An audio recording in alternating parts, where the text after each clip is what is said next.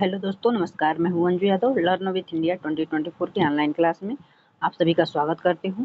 दोस्तों, वर्तमान समय में हम लोग मिनी मैराथन देख रहे हैं, जिसमें क्लास 1, 2, 3 के माध्यम से कंप्लीट भारतीय राज्य व्यवस्था को देखेंगे, जिसमें से इसका भाग 1 हो गया है और 2 और 3 बाकी है। और जो ये मिनी मैराथन के प्रश्न हैं, एनसीईआरटी और एससीईआरटी आधारित हैं। ये प्रश्न बीपीएससी टीआरई 3 और 4 को टारगेट करके बनाया गया है, जिसमें जीके जीएस के प्रश्न और सीटेट पेपर 2, जिसमें सब्जेक्ट के ग्रुप में एसएसटी पूछा जाता है, उसके लिए भी ये कारगर क्लास है। और ये दोस्त चैनल पर मेरे नए हैं तो लाइक, शेयर, सब्सक्राइब जरूर करिएगा। यदि आप पीडीएफ प्राप्त करना चाहते हैं तो मेरे Telegram channel learn with India official से जुड़ करके डेली बेस पे पीडीएफ प्राप्त कर सकते हैं। चलते हैं बिना समय गवाए अपने मेन टॉपिक पर। दोस्त, आज हम लोग क्लास 2 देखेंगे। इससे पहले क्लास हम लोग 1 देख चुके हैं, जिसमें 50 प्रश्नों को कंप्लीट कर ली थी।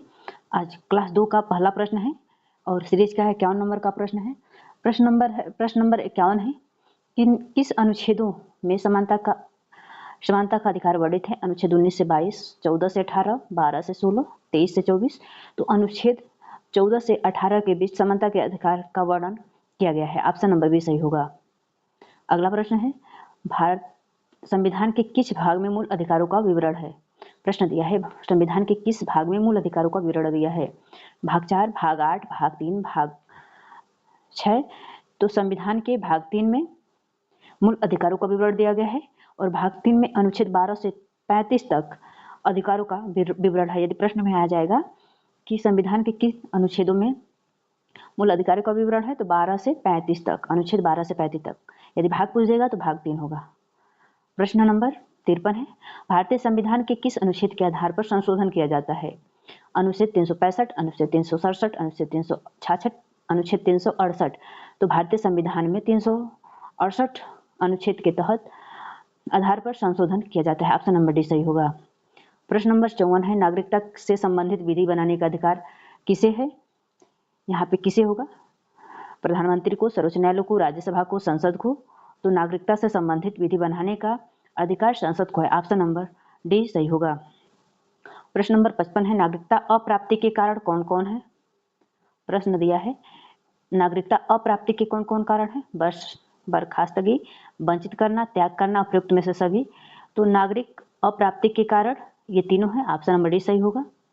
बर्खास्तगी के द्वारा भी नागरिकता भंग हो जाएगी, खत्म हो जाएगी, वंचित के कारण भी हो जाएगी और त्याग करने के कारण भी नागरिकता भारत से समाप्त हो जाएगी। प्रश्न नंबर 56 है, संविधान के किस भाग को भारत का मैग्ना कार्टा की संज्ञा दी गई है? भाग 5 को, भाग 6 को, भाग 4 को, भाग 3 को। तो भाग 3 को भारतीय संविधान का भारत का मैग्ना कार्टा कहा जाता है। ऑप्शन नंबर डी सही होगा। प्रश्न नंबर 57 है, भारत में नागरिकता का क्या रूप है? बहुनागरिकता, दोहरी नागरिकता, एकल नागरिकता, उपयुक्त में से कोई नहीं। तो भारत में एकल नागरिकता का प्रावधान है। एकल नागरिकता का मतलब यही होता है कि भारत में केवल लोग भारतीय होंगे। भारत में एकता और अखंडता को बनाए रखने के लिए संविधान द्वारा एकल नागरिकता की व्यवस्था की गई है। यहाँ सभी नागरिक केवल भारत के नागरिक हैं, राज्यों के नहीं। प्रश्न नंबर 58 है, राज्यों में राष्ट्रपति शासन किस अनुच्छेद के तहत लगाया जाता है? अनुच्छेद 360, अनुच्छेद 356, अनुच्छेद 352, अनुच्छेद 354।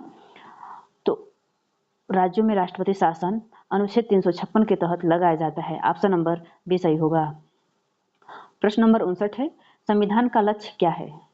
सभी नागरिकों को राजनीतिक न्याय दिलवाना, सभी नागरिकों को सामाजिक न्याय प्राप्त करवाना, सभी नागरिकों को आर्थिक न्याय प्राप्त करवाना, उपयुक्त में से सभी। तो संविधान का लक्ष्य उपयुक्त में से सभी है। नागरिकों को राजनीतिक न्याय, सामाजिक न्याय और आर्थिक न्याय तीनों प्राप्त करवाना भारतीय संविधान का लक्ष्य है। प्रश्न नंबर 60 है, किस अनुच्छेद के तहत राष्ट्रीय आपात की घोषणा की जाती है? अनुच्छेद 352, अनुच्छेद 351, अनुच्छेद 353, अनुच्छेद 355, 50। तो अनुच्छेद 352 के तहत राष्ट्रीय आपात की घोषणा की जाती है। ऑप्शन नंबर ए सही होगा। अनुच्छेद 352 के तहत राष्ट्रपति युद्ध, बाह्य आक्रमण, सशस्त्र विद्रोह पर होने पर राष्ट्रपति आपात की घोषणा कर सकता है। प्रश्न नंबर 61 है, वित्तीय आपात किस अनुच्छेद द्वारा लागू होता है? 372, 360, 356, 352। तो 360 अनुच्छेद के तहत वित्तीय आपात की घोषणा की जाएगी और राष्ट्रीय आपात की घोषणा 352 के तहत की जाएगी। प्रश्न नंबर 62 है, अप्रियता का अंत किस अनुच्छेद द्वारा किया जाता है? 320, अनुच्छेद 20, अनुच्छेद 17, अनुच्छेद 18, अनुच्छेद 15। तो अप्रियता का अंत अनुच्छेद 17 के अंतर्गत किया जाता है। राष्ट्रीय एकता में बाधक अप्रियता का भारतीय संविधान के अनुच्छेद 17 द्वारा अंत कर दिया गया है। यह एक दंडनीय अपराध है।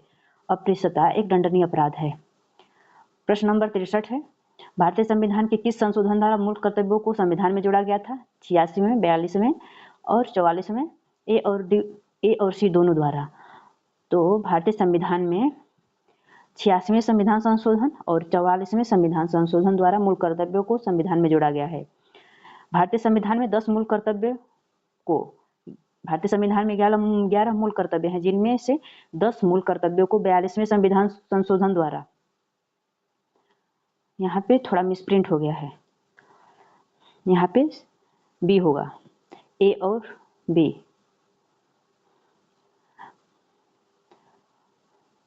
यहाँ पे बी होगा, ए और बी, तब ऑप्शन नंबर डी सही होगा। भारतीय संविधान में 10 मूल कर्तव्य हैं, 11 मूल कर्तव्य हैं, जिनमें से 10 मूल कर्तव्य को 42वें संविधान संशोधन द्वारा वर्ष 1976 में किया गया था और 11वें मूल कर्तव्य को 86वें संविधान संशोधन अधिनियम 2002 में जोड़ा गया था। तो ऑप्शन नंबर ए और बी सही होगा। अगला प्रश्न है, संविधान द्वारा नागरिकों के लिए कितने मूल अधिकारों का प्रावधान किया गया है? 5, 7, 6, 8। तो 6 मूल अधिकारों का वर्णन किया गया है। ऑप्शन नंबर सी होगा। कौन कौन है? समता का अधिकार, स्वतंत्रता का अधिकार, शोषण के विरुद्ध अधिकार, धार्मिक अधिकार, संस्कृति और शिक्षा का अधिकार, संवैधानिक अधिकार। प्रश्न नंबर 65 है, भारतीय संविधान के किस अनुच्छेद द्वारा संपत्ति के मूल अधिकार को समाप्त कर दिया गया था? तो अनुच्छेद 44वें संविधान संशोधन द्वारा भारतीय संविधान में मूल संपत्ति के मूल अधिकार को समाप्त कर दिया गया था। ऑप्शन नंबर बी सही होगा। प्रश्न नंबर 66 है, भारतीय संविधान के किस भाग में मूल कर्तव्यों का उल्लेख किया गया है? तो भारतीय संविधान के भाग 4 के क में मूल कर्तव्यों का वर्णन किया गया है। प्रश्न नंबर 67 है, भारतीय संविधान के किस अनुच्छेद में जीवन के अधिकार को मान्यता दी गई है? अनुच्छेद 20, अनुच्छेद 21, अनुच्छेद 23, अनुच्छेद 22। तो संविधान के अनुच्छेद 21 में जीवन और शरीर रक्षा के लिए अधिकारों की मान्यता प्राप्त की गई है, इसलिए ऑप्शन नंबर बी सही होगा। प्रश्न नंबर 68 है, भारतीय संविधान के किस अनुच्छेद द्वारा मानव व्यापार को अवैध घोषित किया गया है? अनुच्छेद 22, अनुच्छेद 21, अनुच्छेद 23, अनुच्छेद 25। तो अनुच्छेद 23 द्वारा भारतीय संविधान के अनुच्छेद 23 द्वारा मानव व्यापार को अवैध घोषित किया गया है। धार्मिक स्वतंत्रता का वर्णन भारतीय संविधान के किस अनुच्छेद में किया गया है? तो धार्मिक स्वतंत्रता का वर्णन भारत के अनुच्छेद 25 से 28 के बीच में किया गया है। प्रश्न नंबर 17 है, किस अनुच्छेद के तहत धर्म को मानने एवं प्रचार करने की स्वतंत्रता है? तो अनुच्छेद 25 के तहत धर्म को मानने और प्रचार करने की व्यवस्था है। धर्म निरपेक्षता क्या है? राज्य का कोई विशेष धर्म नहीं होता है। राज्य द्वारा सभी धर्म का पालन करना, राज्य का विशेष धर्म न होना, उपरोक्त सभी। तो धर्म निरपेक्षता का अभिप्राय यही होता है कि राज्य का कोई विशेष धर्म नहीं होता है। धर्म निरपेक्षता का अभिप्राय राज्य का अपना कोई विशेष धर्म नहीं होगा, राज्य की दृष्टि से सभी धर्म समान होंगे। अगला प्रश्न है, भारतीय संविधान के किस अनुच्छेद द्वारा 14 वर्ष से कम आयु के बालकों को कारखानों आदि में नियोजित प्रतिबंधित है? तो अनुच्छेद 24 के तहत। प्रश्न नंबर 73 है, भारतीय संविधान के किस संशोधन द्वारा शिक्षा का अधिकार जोड़ा गया है? तो 86वां संविधान संशोधन द्वारा शिक्षा का अधिकार जोड़ा गया है। प्रश्न नंबर 74 है, भारतीय संविधान के किस अनुच्छेद में शोषण के विरुद्ध अधिकार प्राप्त है? तो ए और सी, यानी अनुच्छेद 24 और 23 दोनों में शोषण के विरुद्ध अधिकार प्राप्त है। आज का अंतिम प्रश्न और लास्ट प्रश्न है, भारत का राष्ट्रगान कब अपनाया गया था? तो भारतीय राष्ट्रगान 24 जनवरी 1950 को अपनाया गया था। दोस्तों, आज के लिए इतना ही। पूरा वीडियो देखने के लिए धन्यवाद। दोस्तों, यदि मेरे वीडियो